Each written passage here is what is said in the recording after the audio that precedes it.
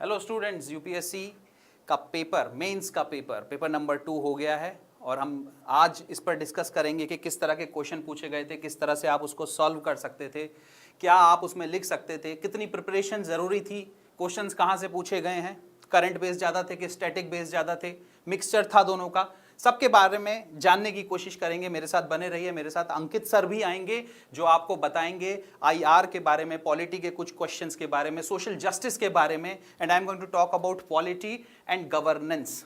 तो स्टार्ट करते हैं दोस्तों। सबसे पहले समझने की कोशिश करते हैं किस सेक्शन से कितने क्वेश्चंस पूछे गए थे और कितने मार्क्स का पूछा गया था। तो देखिए, ये पेपर नंबर 2 है, इसका एक थोड़ा छोटा सा एनालिसिस हम लेकर आ रहे हैं। तो आप देखिए, पॉलिटी सेक्शन से कुल मिला के 9 क्वेश्चंस आए थे। अब इन 9 क्वेश्चंस में से आप देखेंगे 5 क्वेश्चंस वैसे थे जो 10 मार्कर्स थे और 4 क्वेश्चंस ऐसे थे जो 15 मार्कर थे। In total if you see 110 marks का पॉलिटी के सेक्शन से पूछा गया था। उसके बाद आता है governance. In total there were 5 questions और ये 65 मार्क्स के हैं।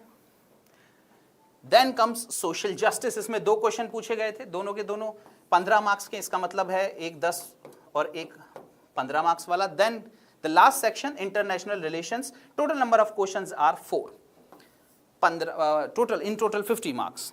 मतलब 2 क्वेश्चंस जो हैं वो 10-10 मार्क्स के और 2 क्वेश्चन जो हैं वो 15-15 मार्क्स के।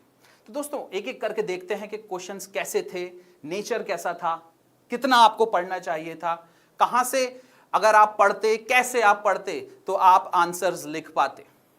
सबसे पहला रूल जो यूपीएससी के मेंस एग्जामिनेशन का होता है, क्या आपका पेपर पूरा हुआ या नहीं। अब इसकी प्रिपरेशन तो बहुत पहले स्टार्ट हो जाती है दोस्तों।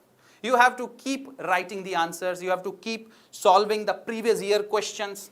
उसके साथ साथ टेस्ट सीरीज में भी आपको बैठना होता है। तो ऐसे बच्चे जिनका कुछ ना कुछ क्वेश्चंस छूट गए हैं, 1 क्वेश्चन, 2 क्वेश्चन, 3 क्वेश्चन, तो आप अब समझ सकते हैं कि दर्द क्या होता है। That is the reason why we keep telling students to keep writing answer, और टाइम फ्रेम के अंदर आंसर लिखना है। आंसर्स ऐसे नहीं लिखने कि एक आंसर में आप 15 मिनट और 20 मिनट ले रहे हैं। टाइम फ्रेम के अंदर आपको आंसर लिखने हैं और टाइम फ्रेम के अंदर एक अच्छा सुलझा हुआ ऑर्गेनाइज्ड आंसर लिखने के लिए प्रैक्टिस लगती है और मेहनत लगती है, प्रिपरेशन लगती है दोस्तों। आपको कॉन्सेप्ट्स बहुत अच्छे से आने चाहिए, आपको इन डेप्थ नॉलेज होना चाहिए सब्जेक्ट का। At the same time current affair से भी आपका जो नाता है वो लगातार अच्छा और बेहतर होना चाहिए। Then only you will be able to solve this kind of question. पहली नजर में ये सारे क्वेश्चन देखने में काफी सरल लग रहे हैं और काफी सरल हैं भी। जिस बच्चे ने इस तरह से प्रिपरेशन की है कि वो साल भर करंट अफेयर पढ़ा है, उसके पहले के साल का भी थोड़ा बहुत करंट अफेयर देख लिया है, जो इश्यूज इंपॉर्टेंट न्यूज में चल रहे हैं उनके बारे में थोड़ी नॉलेज गेन कर ली है, they will be in the position to write the answers and effective answers. और वहां पर क्या है ना, आपको मार्क्स मिलने के चांसेस बहुत ज्यादा बढ़ जाते हैं।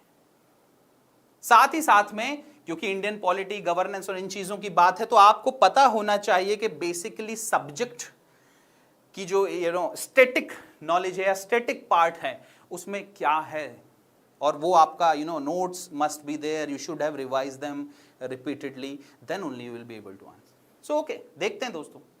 पहला क्वेश्चन आप देखिए, राइट टू प्राइवेसी। अब राइट टू प्राइवेसी एक बहुत बड़ा मुद्दा हो गया है। 2017 में पुट्टुस्वामी जजमेंट के बाद लगातार आप देख रहे हैं कहीं ना कहीं किसी ना किसी तरह से यूपीएससी पूछ लेता है, प्रीलिम्स हो चाहे मेंस हो, फिर से राइट टू प्राइवेसी पे क्वेश्चन आ गया। Relating to the self identity is very dear to every human being, isn't it? Yeah, privacy is very dear to everybody and well protected under Article 21 of the Constitution. It was interpreted in the Puttaswamy judgment. In this context, examine the effect of the amendment of 2026 to the Transgender Person Protection of Right Act of 2019. अब बिल्कुल साफ बात है दोस्तों, आपको Puttaswamy judgement के बारे में पता होगा, राइट टू प्राइवेसी के बारे में भी पता होगा, बहुत ज्यादा बात हो गई है। बट यूपीएससी देखिए कितना स्मार्टली खेलता है। उसने इस कॉन्सेप्ट को, राइट टू प्राइवेसी के कॉन्सेप्ट को, रीसेंट जो 2026 का अमेंडमेंट हुआ है transgender person protection of right act 2019, मतलब 2019 का एक्ट था और उसमें कुछ एक सेक्शन अमेंड कर दिया है 2026 में। How is it impacting the privacy of the individual? तो देखिए यूपीएससी कहां और किस तरह का गेम खेलने की कोशिश करता है। एक ऐसा स्टैटिक टॉपिक जो आपको आना चाहिए, पता होना चाहिए as a UPSC aspirant, but उसके साथ साथ करंट में क्या चल रहा है, इशू क्या है देश के अंदर, वो सब भी आपको पता होने चाहिए। Then only you will be able to write the answer. Concept तो पता है राइट टू प्राइवेसी का, बट इसको जब तक आप नहीं जोड़ सकते, जब तक आपको पता नहीं है कि अमेंडमेंट में क्या किया गया था। एक सेक्शन को हटा दिया गया था, एक ऐसा सेक्शन जो पहले बोलता था कि सेल्फ डिक्लेरेशन आप दे सकते हैं अपने जेंडर का, अब नहीं दे सकते। अब क्या होगा, एक मेडिकल सर्टिफिकेट लगेगा। मतलब जो पावर आपके हाथ में थी वो पावर जाकर शिफ्ट हो गई किसके हाथ में, गवर्नमेंट के हाथ में। गवर्नमेंट इशू करेगी एक पर्टिकुलर सर्टिफिकेट जिससे आपका जेंडर डिटरमाइन होगा। तो ये आपकी प्राइवेसी पे कैसे इफेक्ट डाल रहा है, this is something which you have to see. Now coming to the question number 2, women as a class neither belong to the minority group nor are they regarded as forming a backward class। अब देखिए women, everybody know they're half of the population of the country and half of the population of the world, so certainly they are not minority। women के जो issues हैं वो वैसे issues नहीं है जो minorities के issue होते हैं। minority religion हो, linguistic minority हो, किसी भी तरह की minority हो, उनके कुछ ना कुछ fears होते हैं, उनका कुछ ना कुछ issues होते हैं majority के साथ जब वो रहते हैं। बट दोस्तों विमेन तो पॉपुलेशन की आधी, तो माइनॉरिटी का इशू नहीं है, बैकवर्डनेस का भी इशू नहीं है, तो किसका इशू है? ये देखिए ये बहुत बड़ा एक स्टैटिक टॉपिक है जो आपको पता ही होना चाहिए एज अ यूपीएससी एस्पिरेंट और एज अ गुड सिटीजन। आगे देखिए, in light of this statement discuss the evolution of women reservation from local bodies to the parliament. अब आप लगातार देख रहे हैं, देखिए लोकल बॉडीज 1992 में, जो 1990s में पंचायत म्युनिसिपैलिटी में 33% रिजर्वेशन दिया गया था हर एक लेवल पे, जो कि कुछ स्टेट ने बढ़ा के 50% कर दिया है। अब वो 106th अमेंडमेंट एक्ट से क्या हो गया है, स्टेट लेजिस्लेटिव असेंबलीज तक पहुंच गया है और पार्लियामेंट तक पहुंच गया है। इस पे बहुत ज्यादा डिबेट हो रहा है, लागू कब होगा, डिलिमिटेशन के बाद होगा, सेंसस के बाद होगा, कब होगा। गवर्नमेंट ने अभी रिसेंटली कोशिश की थी एक और अमेंडमेंट करने की जो फेल हो गई। So all those things you have to write, but again it drops down to what, you should know about the static topic, at the same time you should know about the current affair, or else it is very difficult to write answers like this. See the third one, examine whether the constitutional office of the Lok Sabha speaker। अब ये सारी चीजें वहीं से पूछ रहे हैं जो इश्यूज न्यूज में चल रहे हैं। वुमेन रिजर्वेशन का इशू हो, ये ट्रांसजेंडर पर्सन वाले बिल को अमेंड करने का इशू हो, या फिर लोकसभा के स्पीकर का इशू हो, भाई इन पे तो लगातार एलिगेशंस लगते रहते हैं ना, they are favouring the political party in power, क्योंकि ये उसी पार्टी से बिलोंग करते हैं जो पार्टी रूल कर रही होती है। तो पार्टीसन पॉलिटिक्स यहां पर देखने को मिल जाता है। जो डिसीजन, जहां पर भी डिसीजन रूलिंग पॉलिटिकल पार्टी के मेंबर के अगेंस्ट लेने होते हैं, वहां तो स्लो पेस से, टाइम बाउंड मैनर में नहीं डिसीजंस लिए जाते हैं। और जब अगेंस्ट मींस जो पार्टी जो अपोजिशन में है उनके लिए डिसीजन लेने होते हैं तो बहुत क्विकली डिसीजंस लिए जाते हैं। इस तरह के एलिगेशंस लगातार लगते रहे हैं ऑफिस ऑफ द स्पीकर पे ऑफ द लोकसभा। अब ये पूछ क्या रहे हैं, देखिए, constitutional office of the Lok Sabha speaker has become vulnerable to partisan politics under the current anti defection regime. Anti defection regime के अंदर आप सबको पता होगा एडजुडिकेटरी पावर्स होती हैं स्पीकर के पास या फिर चेयरमैन ऑफ द राज्यसभा के पास, डिसमिस भी कर सकते हैं मेंबर को। इतनी ज्यादा पावर क्या इनको देना जरूरी है? क्या ये किसी प्रकार का पर्पस सर्व कर रहे हैं, कोई डेमोक्रेटिक पर्पस सर्व कर रहे हैं, या फिर ये पार्टीसन पॉलिटिक्स को बढ़ा रहे हैं? The question is revolving around this theme. What institutional changes are required to ensure the neutrality of Lok Sabha speaker? अब इसमें तो आप भर भर कर लिख सकते हैं, इसमें आप यूके का मॉडल बता सकते हैं कि भैया जो भी व्यक्ति लोकसभा का या हाउस ऑफ द कॉमन्स का मेंबर बनता, स्पीकर बनता है, वो अपनी पार्टी से रिजाइन कर देता है, या फिर एक न्यूट्रल बॉडी बना दीजिए और एडजुडिकेटरी रूल्स, जो एडजुडिकेटरी पावर्स जो हैं एंटी डिफेक्शन रिजीम के अंदर, वो उनको दे दीजिए। सो आपका ओपिनियन पूछ रहा है ये आंसर, और वही टॉपिक पे पूछा है जो न्यूज में चल रहा है। अगला देखिए, is right to vote a fundamental right. अब बार बार SIR का एक्सरसाइज हो रहा था, उसमें सिटीजनशिप की बातें निकल कर आ रही थी। उसमें पूछा जा रहा था क्या बैकडोर NRC हो रहा है, क्या इलेक्शन कमीशन ऑफ इंडिया को पावर है किसी भी व्यक्ति की सिटीजनशिप एंश्योर करने की? क्या ये इलेक्शन कमीशन ऑफ इंडिया बताएगा या सिटीजनशिप एक्ट बताएगा कि कौन भारत का नागरिक है? सारी बातें इसके आसपास रिवॉल्व हो रही थी। So is the right to vote a fundamental right? ये सबसे पहली बात पूछी। Of course you know it is not a fundamental right. Anoop Barnwal case में कॉन्स्टिट्यूशनल राइट तक बोल दिया है सुप्रीम कोर्ट ने, बट यूजुअली हर बार एक स्टैट्यूटरी राइट इसको बोला जाता है। Representation of people act 1951 article 326 को अगर देखेंगे तो वहां से कुछ थोड़ा बहुत रिफ्लेक्शन मिलता है। Discuss the position of the election commission of India while undertaking the revision of the electoral roll. Can it also examine the question of citizenship of voters? Does it have the authority? तो recently 2026 में ही supreme court ने इस पे एक judgement दिया था और बोला था कि yes, but only to the extent of purifying the electoral roll, not more than that. ये नहीं पता है, आंसर नहीं लिख पाएंगे। देखिए हर एक क्वेश्चन में ये बात प्रूव हो रही है कि static knowledge plus current knowledge साथ में नहीं होगी तो it is very difficult to write answer. और जब एग्जाम में सोच सोच के आप लिखेंगे तो एक क्वेश्चन में लगेगा 15 minute and it will be difficult. Coming to the next one, do constitutional bodies like the national commission of the scheduled caste and the national commission of scheduled tribe possess adequate enforcement powers to secure substantive social equality? देखिए ये body, in bodies को 338 और 338A इन सब के अंदर क्या दिया हुआ है? कॉन्स्टिट्यूशनल स्टेटस दिया हुआ है। कॉन्स्टिट्यूशनल स्टेटस वाली बॉडी जनरली क्या होती है? पावरफुल बॉडीज होती है, इजंट इट? इतना आसान नहीं होता है उनके चेयरमैन और बाकी लोगों को रिमूव करना। बट जब इन दोनों बॉडीज की बात कर रहे हैं तो आपको दिख रहा होगा कि कुछ पावर्स इनके पास हैं, बट वो पावर्स इतनी ज्यादा नहीं है कि ये कुछ सब्सटेंशियल चेंज ला पाए, सोशल इक्वालिटी की तरफ ये कुछ कर पाए। They do not have the teeths, they do have the tongue to speak but not the teeths to bite. That's the problem with. ना सजा दे सकती हैं, रिकमेंड कर सकती हैं, वेलफेयर स्कीम्स को देख सकती हैं, बट क्या इंक्वायरी कर सकती हैं? हाँ थोड़ी बहुत। बट क्या इन्वेस्टिगेट कर सकती हैं on their own? No, they can not. Police के पीछे, स्टेट के पीछे इनको पढ़ना पड़ता है। ह्यूमन राइट कमीशन के साथ भी यही इशू है। ये एक बहुत पुराना इशू है, फिर यूपीएससी ने पूछ लिया।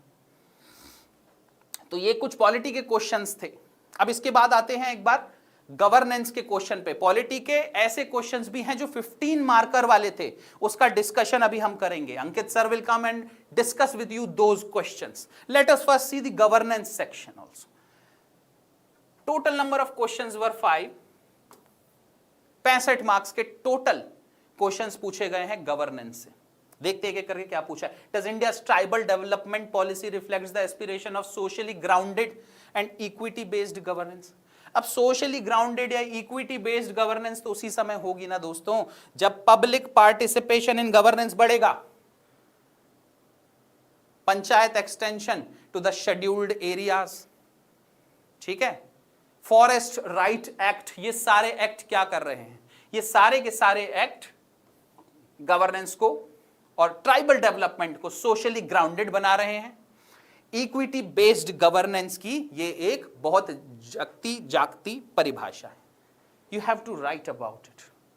फिर से अगर आप बहुत ध्यान से गवर्नेंस के सिलेबस को पढ़ेंगे तो ये सारी चीजें वहां पर आती हैं और इन सारी चीजों पर आंख खोल के आपको पढ़ना है। देखना है कि जब गवर्नेंस की बात होती है तो अलग अलग प्रकार के गवर्नेंस होते हैं भाई, अलग अलग लेवल पे गवर्नेंस होते हैं।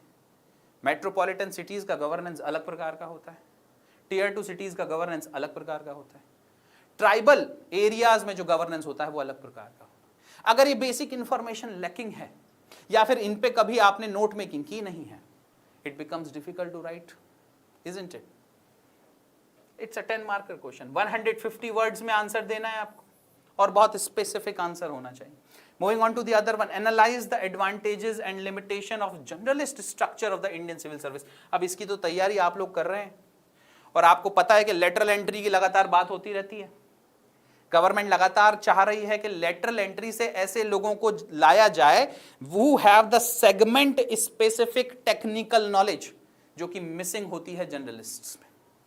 बट इनके भी कुछ फायदे हैं भाई, जर्नलिस्ट स्ट्रक्चर के भी अपने फायदे हैं।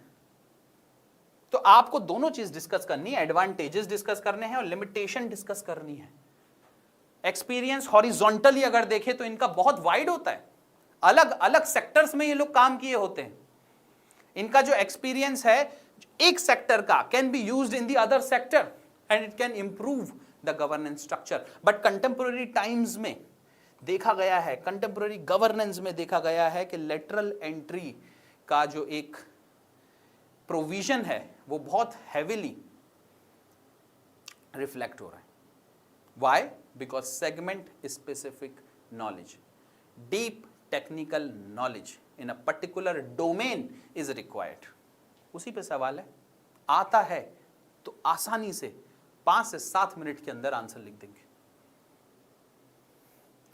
अगला क्वेश्चन देखिए, to what extent do pressure groups, ये सब लिखा हुआ है सिलेबस के अंदर। देखिए, social movement, corporate body deepen the pluralistic democracy in India by representing excluded interest। देखिए, 2 सेगमेंट में ये आंसर डिवाइडेड है। This is the first one and this is the second one.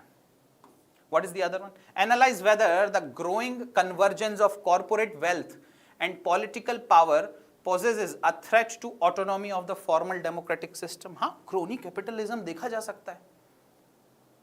तो ये एक ऐसा क्वेश्चन है जिसको हम बोल सकते हैं टोटली स्टैटिक पोर्शन से निकला है। जो कॉन्फ्लिक्टिंग व्यूज होते हैं गवर्नेंस के, उसमें से निकला हुआ क्वेश्चन है। जो कॉन्फ्लिक्टिंग आइडियाज होते हैं सोशल और इकोनॉमिक लेवल पर, वहां से निकला हुआ क्वेश्चन है।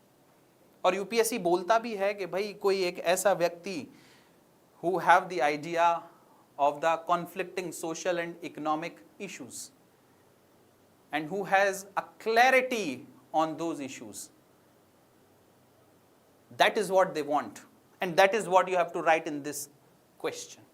Moving forward, transparency and accountability, bar bar word repeat होता है, बार बार आपको दिखता है, सिलेबस में देखेंगे लगातार आपको दिखेगा।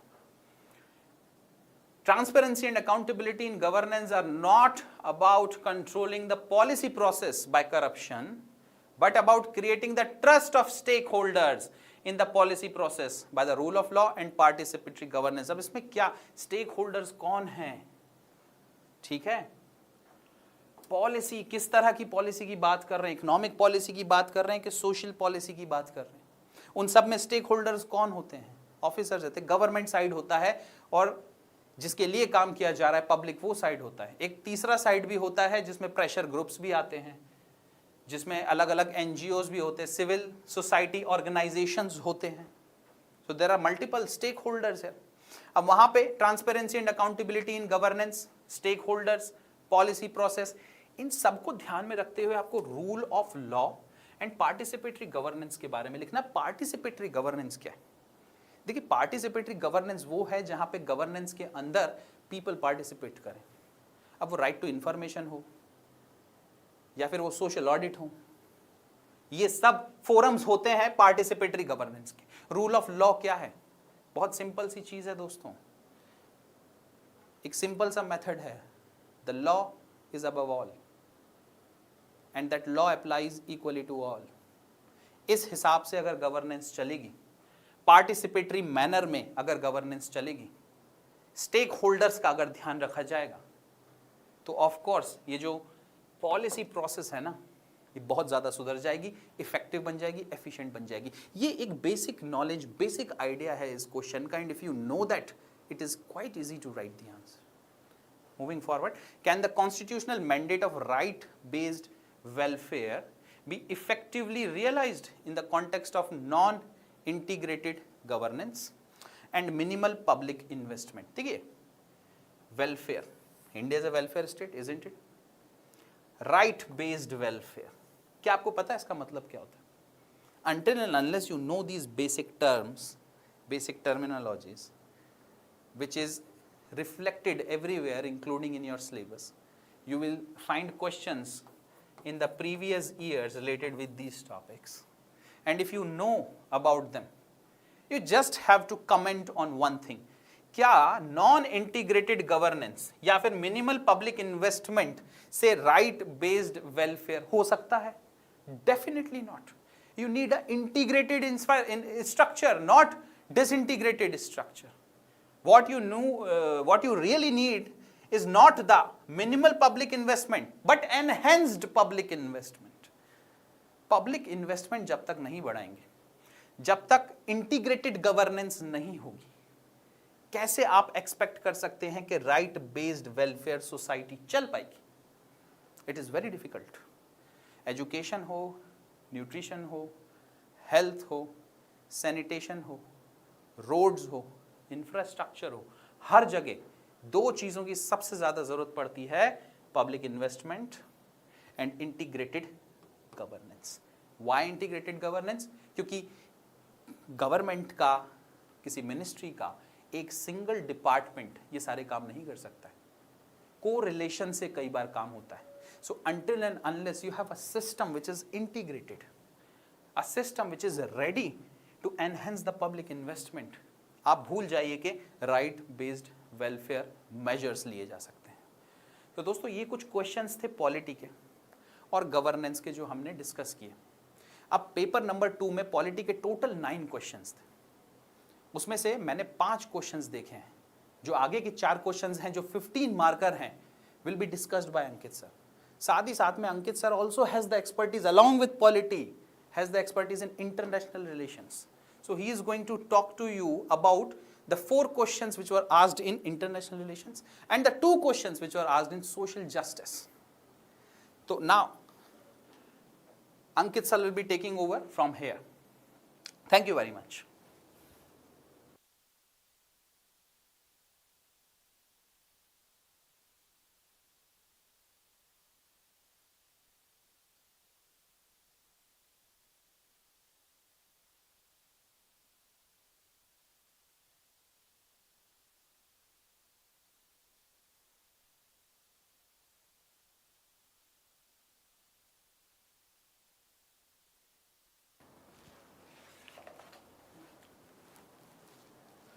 Hello students, as Mayank sir has already discussed, Mayank sir ने आपको बता ही दिया introduction and he has also told you about the scheme of the marking scheme, basically how many questions have appeared from polity, IR and that of social justice and governance. So I will not repeat the same.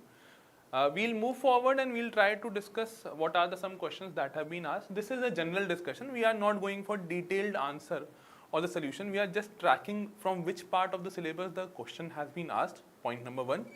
And then the second thing that we are understanding is that why such a question is asked and what could have been written. So we are very broadly discussing what is to be discussed or what has to be written or what was to be written in this examination.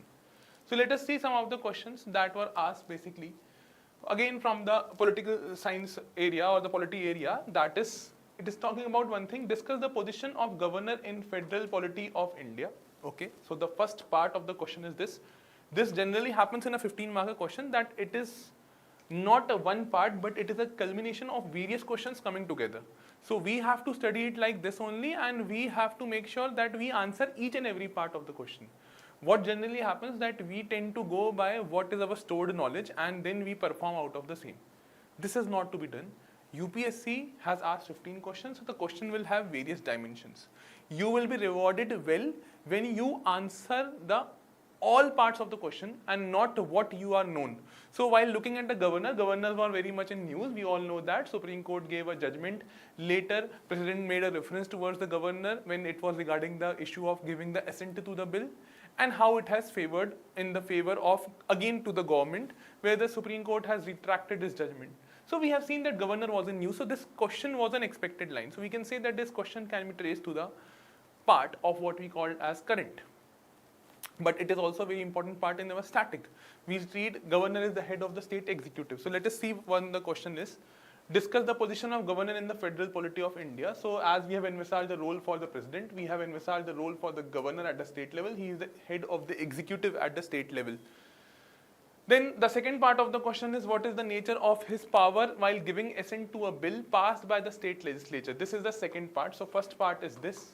Second part is this, and the third part is he bound by the aid and advice of the Council of Ministers to all his functions?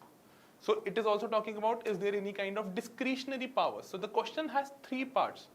again I am reminding you, whenever if you have appeared for mains examination this year, or if you are planning to do it in the next year, you will be rewarded when you answer these three parts. If you leave any of the part aside, you will not be rewarded in the examination. So first here, what we can do is we can use a constitutional provision, Article 153, 154. We could have already simply used it and highlighted the position of governor. And whenever you write an answer for the polity, you should start, if you know, and mostly the areas are known, so you should always use the constitutional description or the constitutional position that is being asked.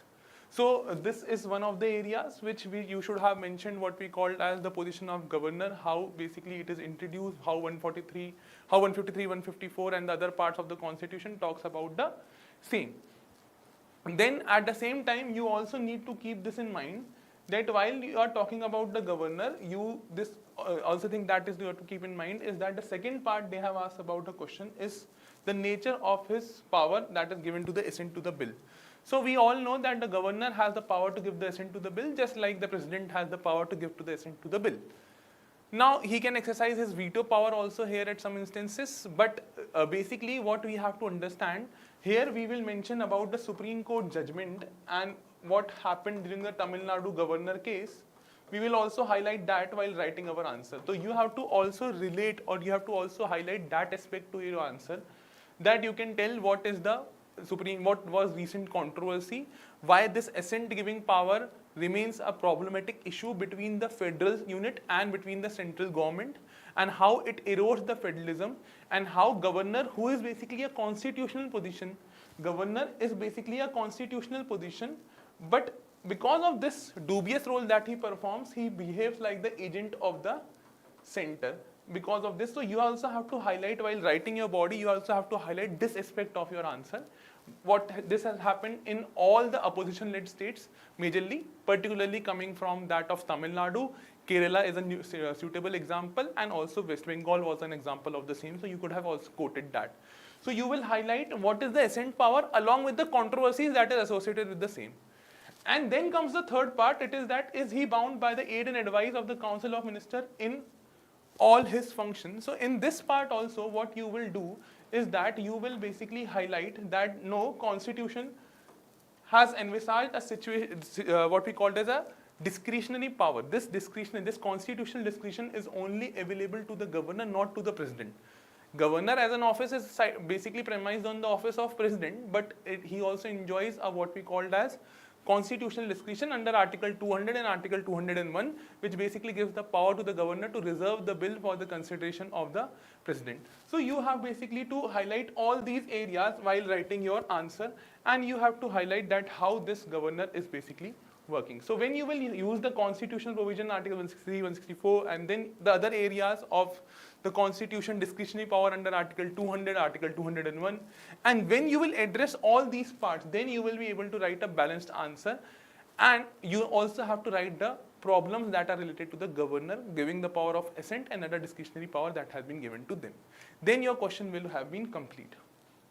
Then moving on to the next question, again a 150 mark question.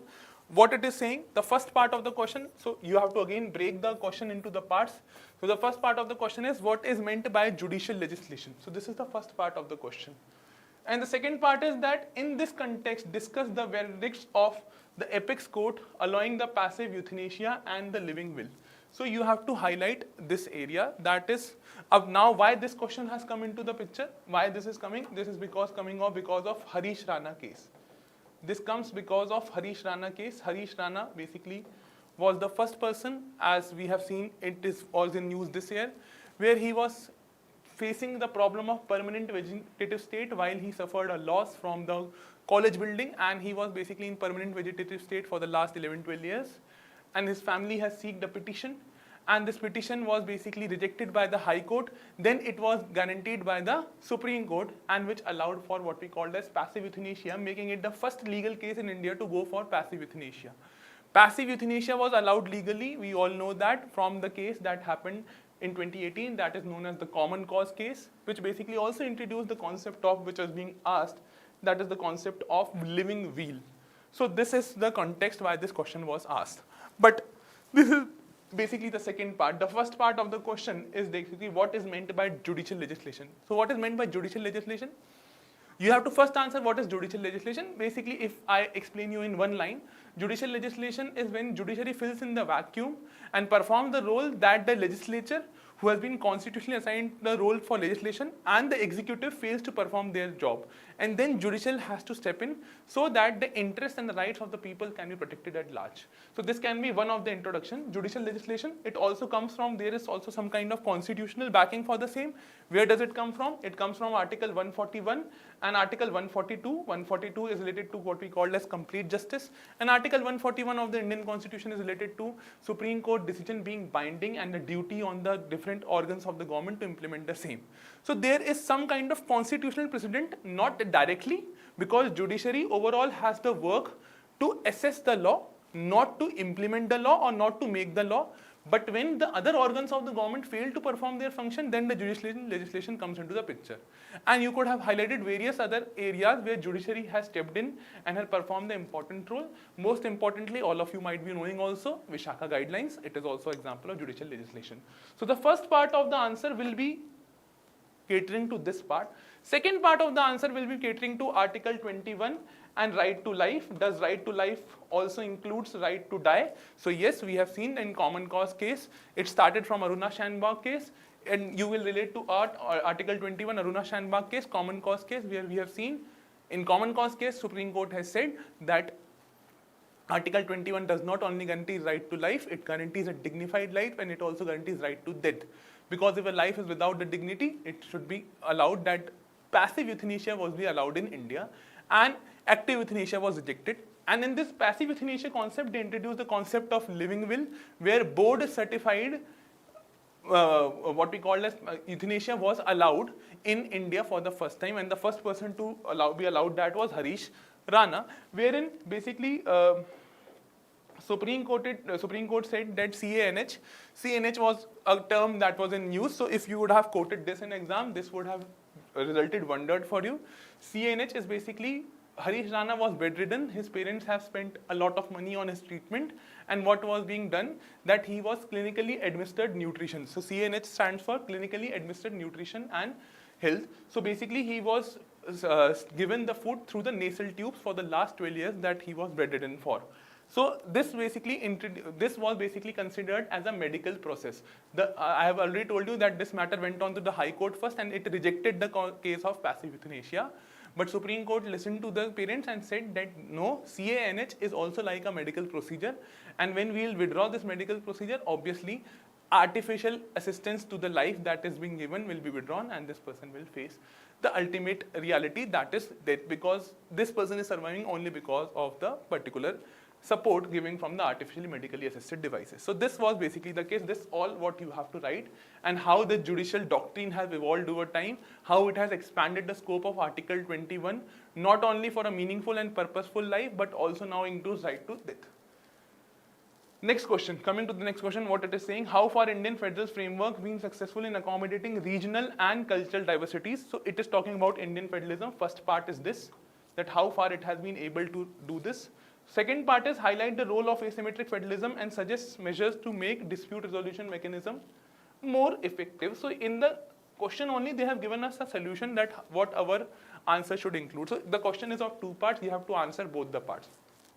First is that how far Indian federal framework has been successful in accommodating regional and cultural diversities. So now you need to remember the articles from 1 to 4, particularly Article 2 and 3, which provides for internal and external reorganization. So you have to first remember this, that these are the constitutional provisions. Then you also have to remember that India's federal scheme, because of the flexibility that is provided under Part 1 of the Indian Constitution, it has allowed for 3 levels of assimilation or 3 levels of changes, which has basically helped in what we call as accommodating the regional and cultural diversities of India. What is the 3-level framework that we see? So at one level, there is something called as listening to the regional aspiration, linguistic state formation, which was our phase 1. We can say that phase 1 was linguistic state formation. Phase 2 was when we are listening to the demands of autonomy, when we see the formation of various northeastern states. And phase 3, we also see the formation of what we call as states on the basis of good governance, like we see the formation of Jharkhand, Chhattisgarh, and Uttarakhand for that matter. So this is one of the organization. Then The same thing also allowed for us, we called as what we called as asymmetric federalism. This is again, we are using asymmetrical federalism from the second part to answer our question from the first part. Asymmetrical federalism, how? That we have special provisions for different states. So most of the time we tend to focus on Article 370, which was related to Kashmir, but we'll also focus on Article 371, which talks about various other states like Assam, Nagaland, even Maharashtra, Karnataka, Goa, and special provisions, Sikkim related to them. So this also accommodates what we call as different aspirations of different countries. So different states in India. So this is asymmetrical federalism. And then in this part, when we talk about asymmetrical federalism, that it also creates a problem of what we call. Then we'll move to the second part and we have to write that how the problems also challenges because of the bargaining trend of federalism and confrontationalist federalism that is emerging today. Confrontationalist federalism particularly coming from the demand from the states that are ruled by the opposition parties and how it creates the problem. So what are the areas of conflict that you have to highlight first? What are the 4 or 5 areas of conflict in different areas, whether it is role of governor, whether it is what we called as more use of cess and surcharge as a matter of raising taxation, or late disbursal in the funds of the money that are being owed to the states. So you have to write that. And then you also have to suggest the solution, that how can we find a solution, how interstate council, how the regional councils can help to find a solution. So this has to be answered in the second part. So what you have to write was this part area. Then next part is that of comparison. So there is a topic in our GS paper 2 which is regarding the comparison of Indian constitution with the US constitution. The question was fairly simple. It is very easy to answer. What it is saying, examine how the separation of power is practiced in India compared to rigid presidential model of United States of America. So it is basically question is about separation of power. So you could have easily written about the separation of power as a concept, how it is evolved under Montesquieu, and what was the broad idea of separation of power and why it was given. So you can start your answer like that to give a philosophical understanding to your answer. And then the second part is that in this context, compare the actual authority of Indian Prime Minister and that of President of USA. So second part is comparing whether the Indian Prime Minister is more powerful or the US Prime Minister is more powerful. So in this question, what basically you have to do is first you have to explain what is separation of power, what was the idea, and what kind of separation of power India has, and what kind of separation of power does US has, because we both have different type of separation of power. US has a watertight separation of power. Their president, their executive, legislature and judiciary are completely independent of each other. But we do not have a watertight separation of power. We have a watertight separation of power where judiciary is free and judiciary is completely independent, but legislature and executive are interfused. And this was taken by India to ensure more kind of accountability. So for us, what we wanted, because we have suffered what we called as colonial rule, so we wanted more accountability and responsibility rather than giving more stability. While on the other hand, USA, when its freedom struggle shaped it, so the colonies have decided to come together, so they focused on their priority on what we called as stability. So they created watertight separation of power with absolute powers in the hand of the president, because they suffered, they wanted a stable government. We wanted a more accountable government because stability was guaranteed from the constitution itself, from part 1 itself, that is in Union and its territories, where secessionism was no longer allowed, where secessionism was not an option for the federal unit or for the states, that is states cannot leave the India. So we were free that India will be a stable union. There is no question about the stability of India, but this was a question in US. So they created a more stronger government. So for US, their position, their focus on the basis of separation of power was watertight because they wanted more stability. Indian position was that of more accountability. So we have an interfused mixture of legislature and executive. The same people are the member of legislature as well as same people are also the member of executive. Now when it comes to day-to-day functioning, we might feel that the US president is much more stronger, but in reality it is not the case. Yes, US president is stronger than the Indian Prime Minister at various areas of governance, but they are also weak. So we have to write about the areas where the US president is stronger. So they are not dependent to pass the laws, from example, from the legislature. So there they are powerful. For example, you might remember that the very first day that Trump took to power, he basically passed 100 laws and basically applied tariffs on all the countries. Then he basically also removed, which was also in use, laws related to citizenship, etc., without need of the approval from the same from the legislature. So this way, US president is stronger than on that of Indian Prime Minister. But because of the less dependent of legislature and executive on each other, it also creates a problem that whenever US the US president might command a majority in the executive, but his party might not command a majority in the legislature. And this creates a stalemate between the legislature and the executive. So you might also have seen in news that the US government is not able to pass the budget and the US employees are not being paid. The government employees are not being paid because the legislature has basically not agreed to pass the budget. So this also creates a friction. So on paper, it might be the scenario that the US president is stronger than that of the what we called as the Indian Prime Minister, but in reality this is not the case. It is dependent upon areas of expertise that they have different or same kind of powers. So this was to be written. Also you have to write in what cases Indian Prime Minister becomes too powerful. So Indian Prime Minister, though it is Prime Minister in the position, but if they enjoy the majority in the parliament, they can also run presidential form of government, because then if they enjoy the majority in the, if they have brute majority in the parliament, they can keep the opposition at the bay and they can override the constitutional provisions, or they can basically make any changes. So this is where what we have seen in the last two terms, where the BJP government, NDA-led government enjoyed a brute majority. So their power of Indian Prime Minister becomes similar or even more that compared to that of US President. So this can also happen. So in both the aspects, you have to write and compare the same. So these were the questions related to the polity section. Now two questions came from the social justice section. Let us see them quickly. One question was related to malnutrition, and what was the question? Let us see. Malnutrition in India is not merely a public health concern, it is also a challenge of social equity, human development and effective welfare governance. So what was the question it was asking about? So in this question, when you have to write a question on social justice, we need to be ready with data and facts. Otherwise it will not work. So data and fact, you have to basically quote the National Family Health Survey data, highlight the levels of basically the problems that India is facing, particularly with regard to the stunting, obesity, malnutrition, undernutrition. You have to use that data, quoting National Family Health Survey. That is only will bring your answer the credibility.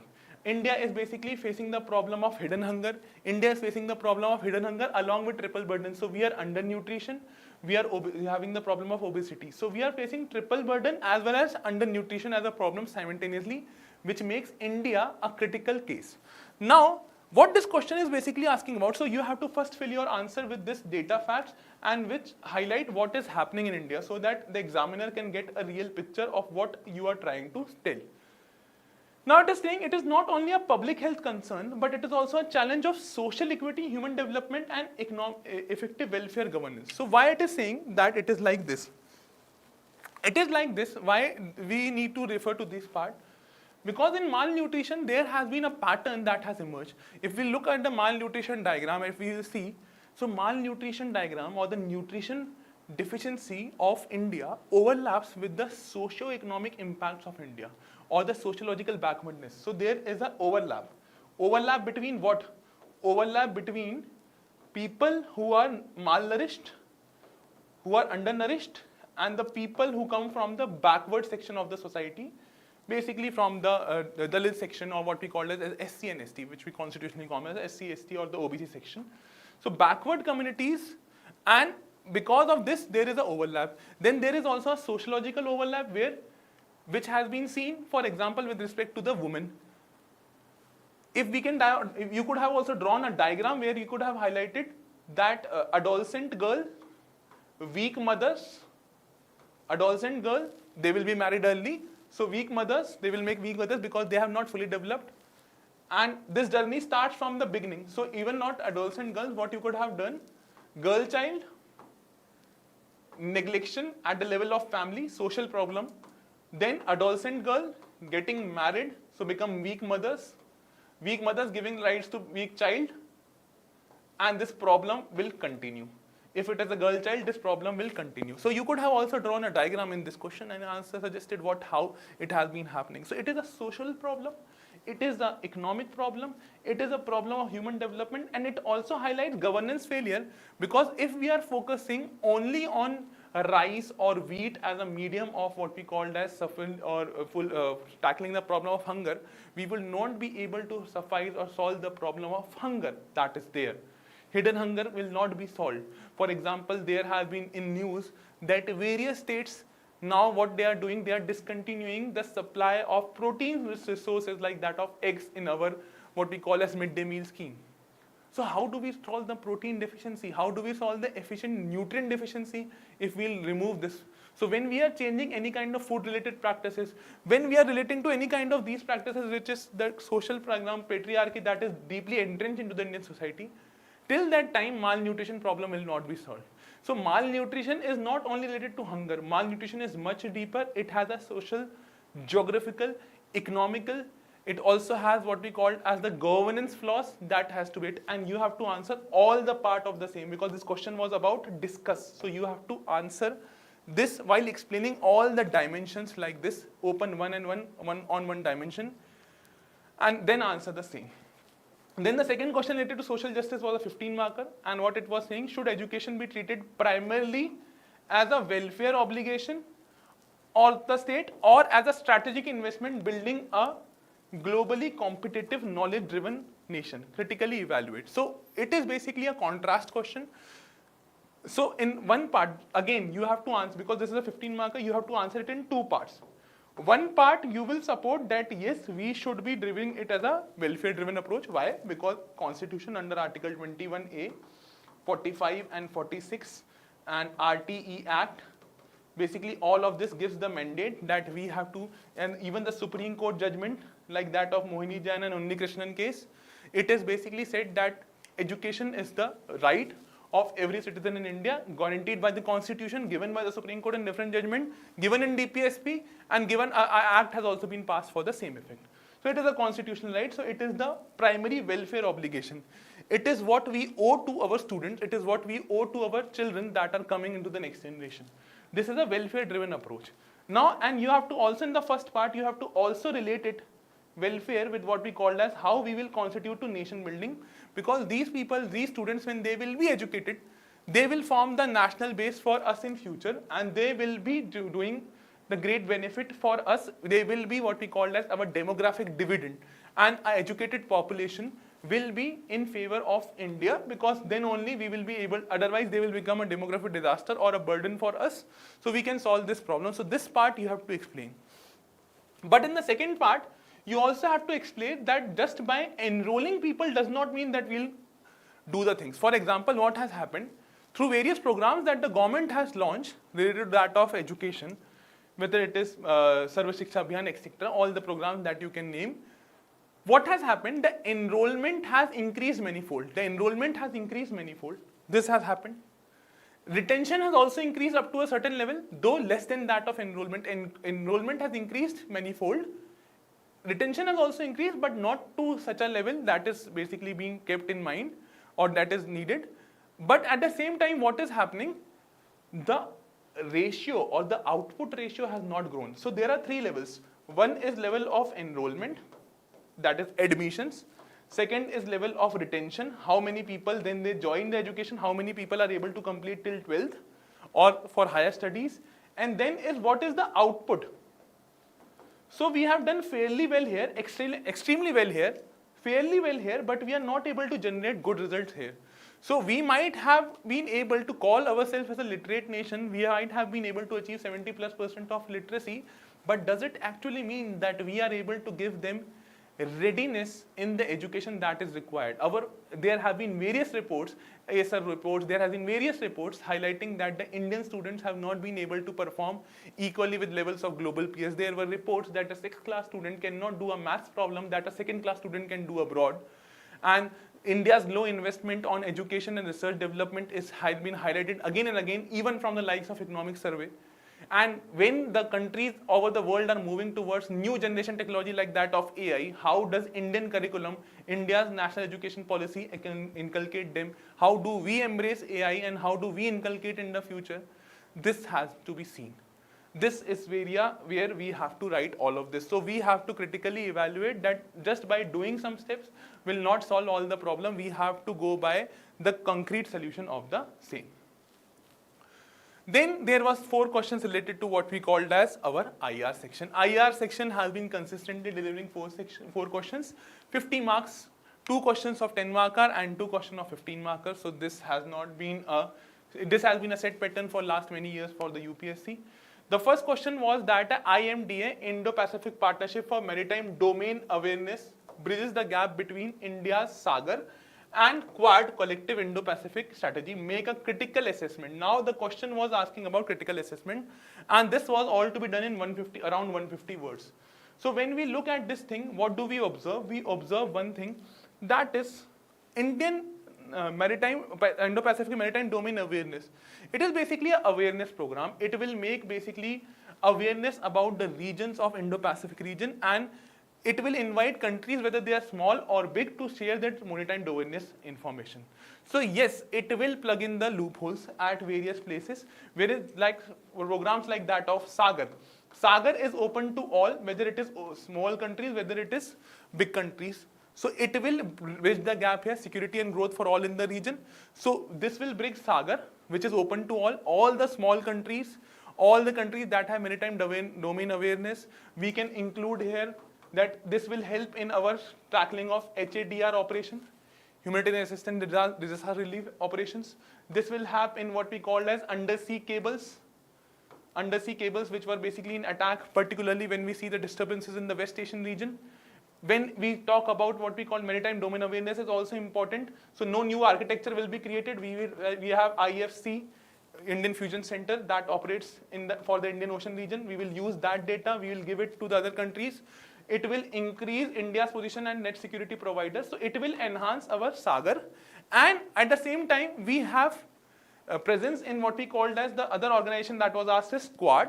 So Quad is also there, which is basically more like an informal alliances. So it will bridge the formal and the informal alliances.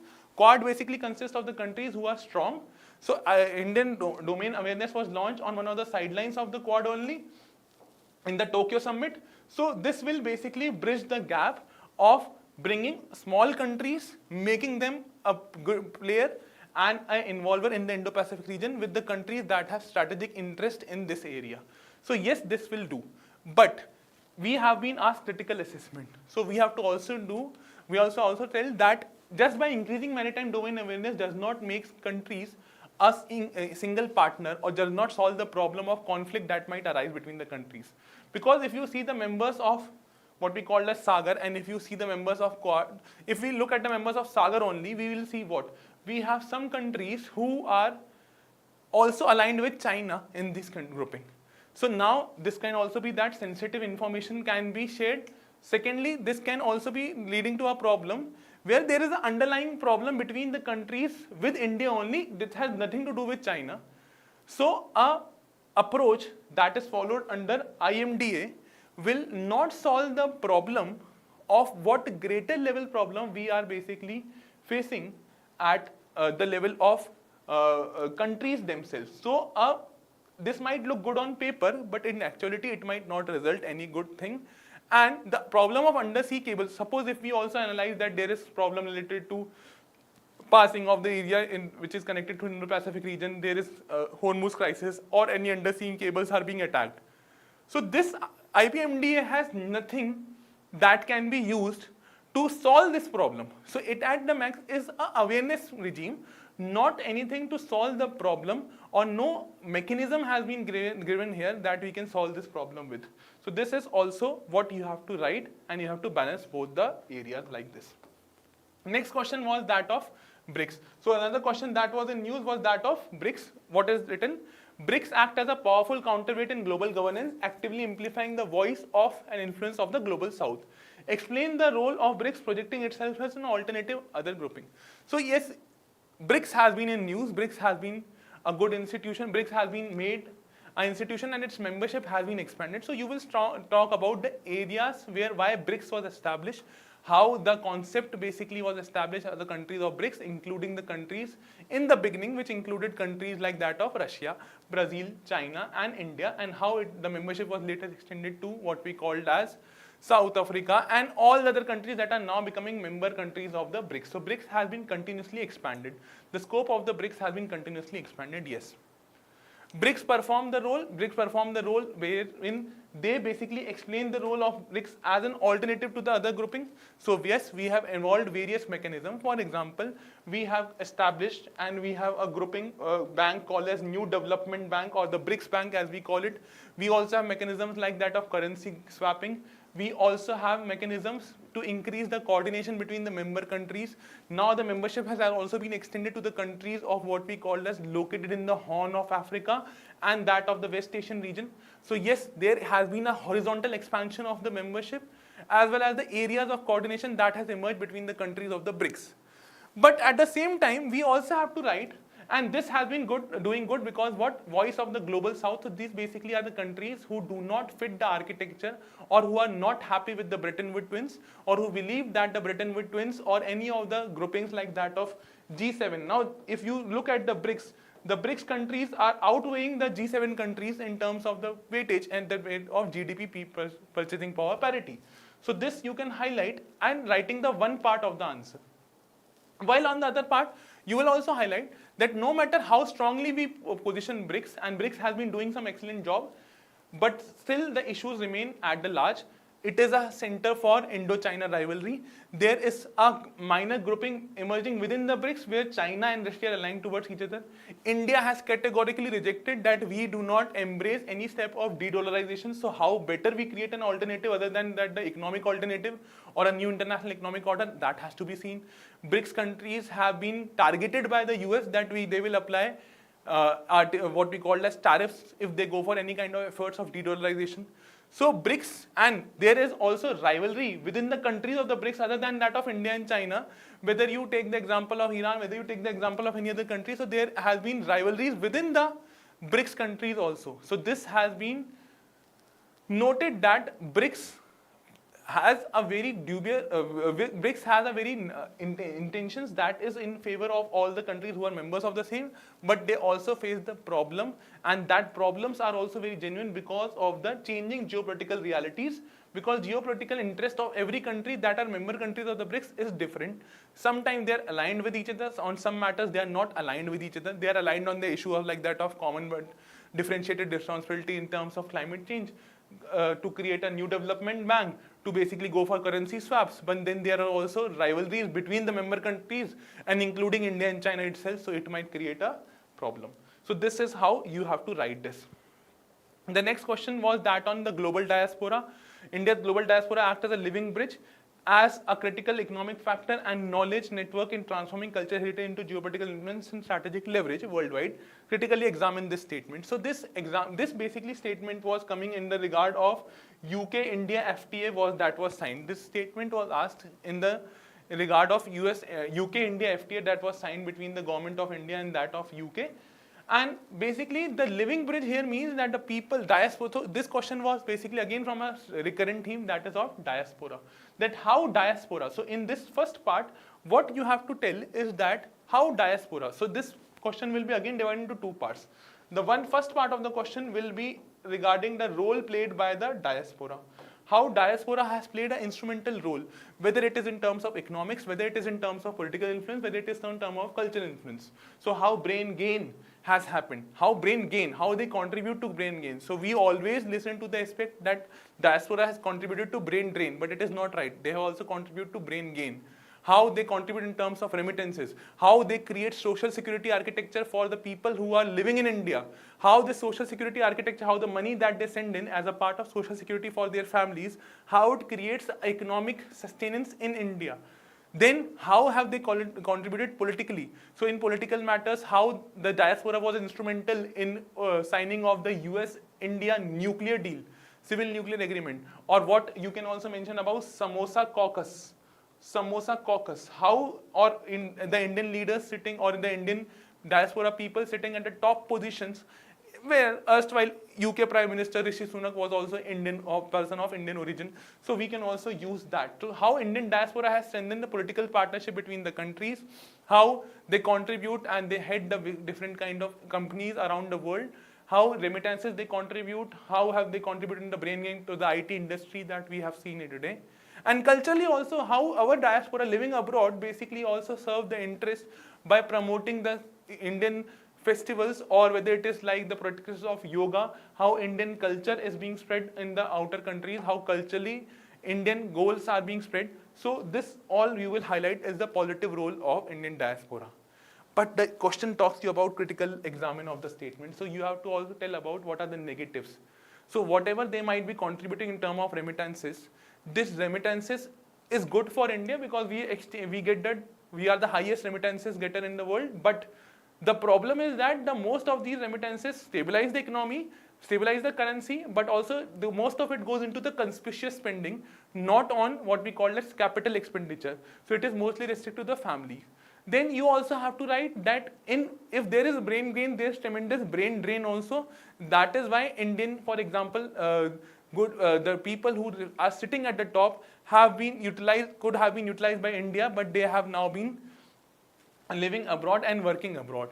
Then it can also create a negative leverage for India. If you see sometime Indian diaspora or the people who were basically at one point of time Indian have migrated from India, you would see them in the regime movements like that of Khalistan demand, or what we call as they are planning anti-India activities. So there is also negative leverage on the part of diaspora.